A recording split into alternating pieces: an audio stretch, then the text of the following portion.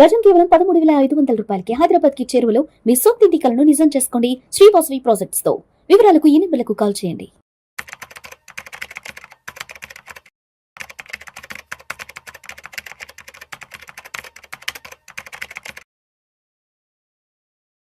నమస్తే అనిల్ గారు. నమస్తే. ఎన్ఆర్ఎస్ ఇప్పుడు ఉన్నారు కదా, కొన్ని కంట్రీస్లో ఇంట్రెస్ట్ తక్కువ, ఎక్కువ మంది ఏం చేస్తారు, అక్కడ లోన్ తీసుకొని ఇండియాలో కానీ ఎక్కడైనా సార్ ఎక్కువ ఇంట్రెస్ట్ ఉన్నాయి, అక్కడ లోన్ తీసుకొని ఇక్కడ ఇన్వెస్ట్మెంట్ చేసి మనకి ఇండియాలో 12% అలా వస్తున్నాయి, కొన్ని కొంచెం ఎక్కువే వస్తున్నాయి, అది కాంపెన్సేట్ చేసుకొని ప్రాఫిట్ సంపాదిస్తున్నారు.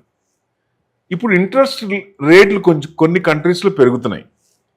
ఇప్పుడు అది కంటిన్యూ చేయొచ్చా? ఎవరైనా సరే అది కంటిన్యూ అవే అవకాశాలు ఉన్నాయా? ఇంట్రెస్ట్ రేట్ తగ్గుతున్నప్పుడు ఓకే, ఇట్స్ ఫైన్. ఒక కంట్రీలో 0, యుఎస్లో అయితే కొన్నాళ్ళు 0 కూడా ఉన్నాయి, జపాన్లో కూడా తక్కువే ఉన్నాయి. సో అక్కడ లోన్ తీసుకొని ఆ అమౌంట్ అంతా ఇండియాలో కానీ సమ్ అదర్ కంట్రీలో పెట్టి అక్కడ ఎక్కువ 6% లేదా 12% వచ్చినప్పుడు ప్రాఫిట్ సంపాదిస్తున్నారు. ఇది ఫ్యూచర్లో కూడా ఇది కంటిన్యూ చేయొచ్చా? ఎట్లా చూడాలి దాన్ని? Very good question sir. చాలామంది నాకు రెగ్యులర్గా అడిగే క్వశ్చన్ ఎన్ఆర్ఐ ఇన్వెస్టర్స్ కూడా. ఏంటంటే మా కంట్రీలో 3-4% మార్టగేజ్ లోన్లు కానీ, ఎగ్జిస్టింగ్ ప్రాపర్టీలో ఈక్విటీ పెరగడం వల్ల వచ్చే లోన్ కానీ, ఆర్ పర్సనల్ లోన్స్ కానీ 3-4% నాకు వస్తాయి. ఆర్ కొన్నిసార్లు ఇంకా తక్కువ కూడా వస్తాయి. అలాంటప్పుడు నేను ఇండియాలో ఇన్వెస్ట్ చేసి ఈ మార్జిన్ డిఫరెన్స్ ఏదైతే ఉందో కెన్ ఐ ప్రాఫిట్ అనేది క్వశ్చన్ వస్తుంది. బట్ ఫ్యూ ఇంపార్టెంట్ థింగ్స్, అంటే ఇలా చేసే ముందు ఏవి జాగ్రత్తలు తీసుకోవాలో ఫస్ట్ చెప్తాను, చేయొచ్చా లేదా తర్వాత. ఫస్ట్ థింగ్ ఏంటంటే, ఇలా ఎప్పుడు చేసినా సరే ఫస్ట్ థింగ్ నీకు ఈ repayment, interest repayment plus EMI కట్టడం ముందు ఆ కేపబిలిటీ ఉందా లేదా చూసుకోవాలి. డోంట్ డిపెండ్ ఓన్లీ ఆన్ ఏదైతే నువ్వు సపోజ్ ఒక $1,00,000 $50,000 అక్కడ నుంచి నువ్వు అప్పు తీయగలిగావు, అది ఇండియాలో చేస్తున్నావు. ఆ $50,000 నెక్స్ట్ నెలకు ఒక $1,000 పేమెంట్ ఉంది.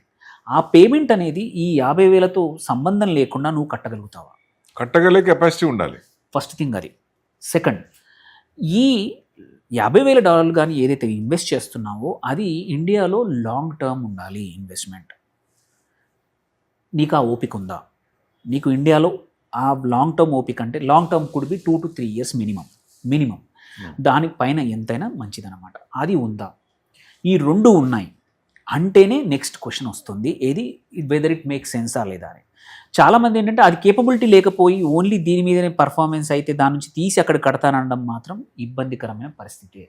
అది యూజువల్లీ అవాయిడ్ చేయాలి. మార్కెట్ ట్రెండ్ మనం పట్టుకోవాలి కానీ మన ట్రెండ్ మార్కెట్ పట్టుకోదు. అది పక్కా అందుకోసం మన జాగ్రత్తలో మనం ఉండాలి. పక్కా లెట్సే దీనికి కావాల్సిన నెలకు కట్టాల్సిన ఒక $1,000 నా దగ్గర కేపబిలిటీ ఉంది.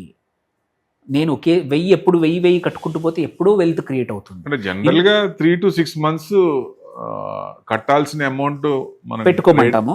సో ఒకేసారి $50,000 నువ్వు తేలేవు కాబట్టి సేవ్ చేయలేవు కాబట్టి నువ్వు లోన్ తీసుకొని ఇండియాలో ఒక ప్రోడక్ట్ ఒక దగ్గర ఇన్వెస్ట్ చేస్తున్నావు, ఇక్కడ స్లోగా ఇక్కడ కడతా ఉన్నావు. ఏది కట్టేది ఇంట్రెస్ట్ ఏంటి? 3 to 4% 5% కడతాము. బికాజ్ 50 వచ్చేసి నువ్వు ఇక్కడ పెడుతున్నావు, లీవరేజ్ తక్కువ ఇంట్రెస్ట్ తీసుకొని వచ్చి ఇక్కడ పెడుతున్నావు కాబట్టి.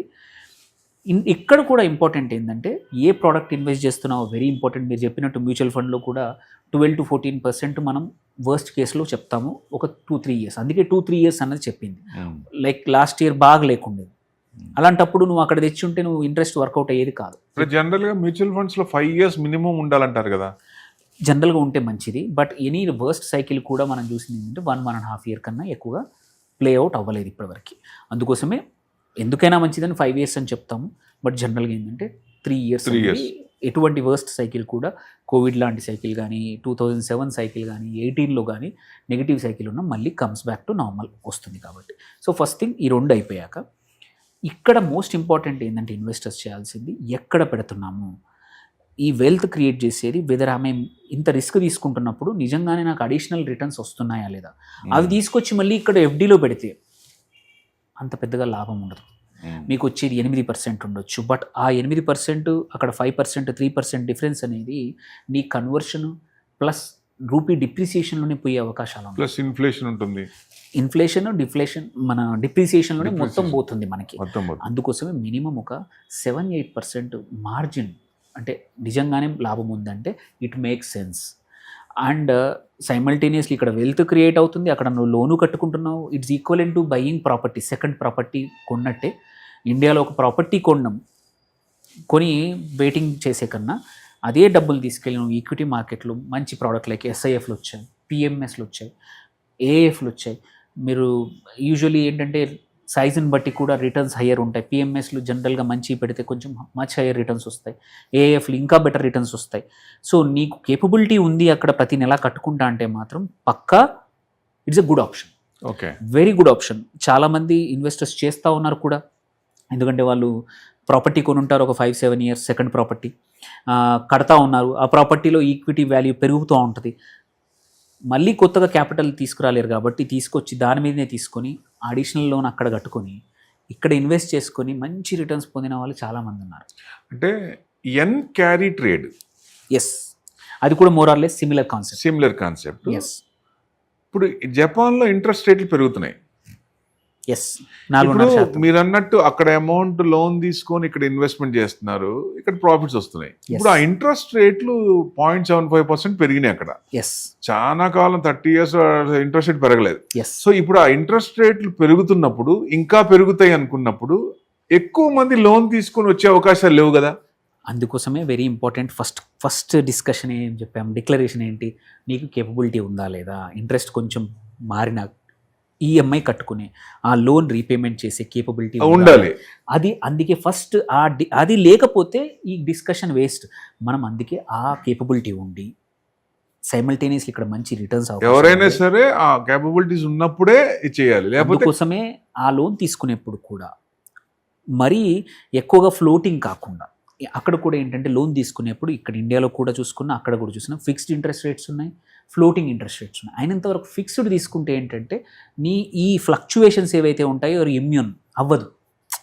నువ్వు 5%, 4% ఫ్లోటింగ్ అనవచ్చు, 5% ఫిక్స్డ్ అన్నాడు అనుకోండి, 5% ఫిక్స్డ్ తీసుకొని ఇన్వెస్ట్ చేస్తే ఏంటంటే ఇంట్రెస్ట్ రేట్ రిస్క్ అనేది మీకు ఉండదు మీ క్యాపిటల్కి. ఓన్లీ రిస్క్ ఏంటంటే ఇన్వెస్ట్మెంట్ రిస్క్. ఇక్కడ మీరు పెట్టిన ఇన్వెస్ట్మెంట్ ఎంత బాగా పర్ఫామ్ చేస్తుంది, ఆ రిస్క్ కూడా డిమినిషింగ్ చేయడానికి మనం ఏం చెప్తున్నాము, 3 సంవత్సరాలు మినిమం వెయిట్ చేయండి. ఇండియన్ మార్కెట్లో obviously returns are higher, growing market, emerging market, companies పెరుగుతూ ఉన్నాయి. హిస్టారికల్గా చూసుకున్నా కూడా ఎగ్జాంపుల్ యాజ్ నేను రీసెంట్ అనాలిసిస్ చూసుకుంటే ఆస్ట్రేలియాకి వెళ్ళినప్పుడు ఆస్ట్రేలియన్ ఇండెక్స్ ASX 200 వాళ్ళ top index last 20 years return 3.8% compounded. Only 3.8%. $1,000 పెట్టుంటే 20 ఏళ్ళ తర్వాత 2.2x అయింది. అంటే $1,000 $2,200 అయింది. అదే Indian index Nifty, just passive Nifty Indian ఇండెక్స్లో అదే $1,000 పెట్టుంటే 14,000 అయింది, 14x అయింది. 14x. సో 14,000 ఎక్కడ, $2,200 ఎక్కడ. ఈవెన్ నువ్వు డిప్రిషియేషన్ తీసుకున్నా, మిగిలిన అన్ని కన్వర్షన్స్ తీసుకున్నా, ఇంట్రెస్ట్ రేట్లు తీసుకున్నా, అన్నీ తీసుకున్నా ఇట్ మేడ్ సెన్స్. సో అందుకోసమే కొంచెం లాంగ్ టర్మ్ తీసుకుంటే నీకు ఎటువంటి ఇబ్బంది ఉండదు. ప్లస్ సైమల్టేనియస్లీ లోన్ తీసుకునేప్పుడు ఇట్లాంటి ఇన్వెస్ట్ చేసేప్పుడు యూజువల్లీ మనం లోన్ తీసుకొని ఇన్వెస్ట్ చేయొద్దని చెప్తాము, అది ఆల్వేస్ వ్యాలిడ్. బట్ ఎక్కడైతే ఇంట్రెస్ట్ రేట్స్ తక్కువ ఉన్నాయో, నీ కేపబిలిటీ ఉందో, ప్లీజ్ యూజ్ దిస్ ఆపర్చునిటీ. అదే ఆపర్చునిటీ చాలామంది వాళ్ళ కంట్రీలో సెకండ్, థర్డ్ ప్రాపర్టీ కొనడానికి వాడుతున్నారు. When you can buy second and third property, దాన్ని అమౌంట్ ఇక్కడ చేస్తే అట్లీస్ట్ నీకు లిక్విడిటీ ఉంటుంది. నువ్వు ఎప్పుడైనా సరే విత్డ్రా చేసుకొని మొత్తం లోన్ క్లోజ్ చేసే అవకాశాలు ఉంటాయి. ప్రాపర్టీ మార్కెట్ అయినప్పుడు ఎక్కువగా ప్రాపర్టీ హెవీ లేకుండా, రియల్ ఎస్టేట్ హెవీ పోర్ట్ఫోలియో కాకుండా నీ పోర్ట్ఫోలియో కూడా డైవర్సిఫై అవుతుంది. సో ఇది చాలామంది చేస్తూ ఉన్నారు. దాని నుంచి కొంచెం డైవర్సిఫికేషన్ ఈక్విటీ సైడ్ వస్తే ఏంటంటే మీ పోర్ట్ఫోలియో మచ్ మోర్ స్టేబుల్ అవుతుంది. మీ రియల్ ఎస్టేట్ పర్ఫామ్ చేయనప్పుడు కూడా ఇది పర్ఫామ్ చేసి మిమ్మల్ని సెట్ ఆఫ్ చేస్తుంది, కాపాడుతుంది. సో దేర్ బై మంచి హయ్యర్ రిటర్న్స్ వస్తాయి, at the same time portfolio కూడా బెటర్ అవుతుంది అనమాట. ఇప్పుడు ఒక రకంగా సపోజ్ ఇంట్రెస్ట్ రేట్లు అదర్ కంట్రీస్లో జపాన్ తీసుకుందాం, అక్కడ పెరుగుతున్నాయి అనుకుందాం. ఆల్రెడీ వాళ్ళు అక్కడ లోన్ తీసుకొని ఇండియాలో ఇన్వెస్ట్మెంట్ చేసిన వాళ్ళు ఇంట్రెస్ట్ రేట్లు పెరుగుతున్నప్పుడు ఇక్కడ అమౌంట్ విత్డ్రా చేసుకున్నప్పుడు మన మార్కెట్ పడే అవకాశాలు ఉంటాయి కదా.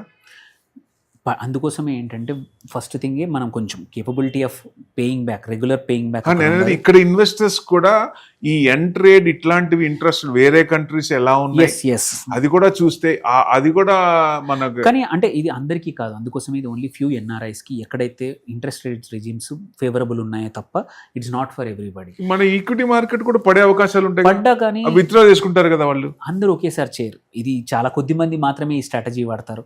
చేసినా కూడా అందరికీ తీసుకెళ్ళిపోయే అవకాశాలు కూడా లేవు.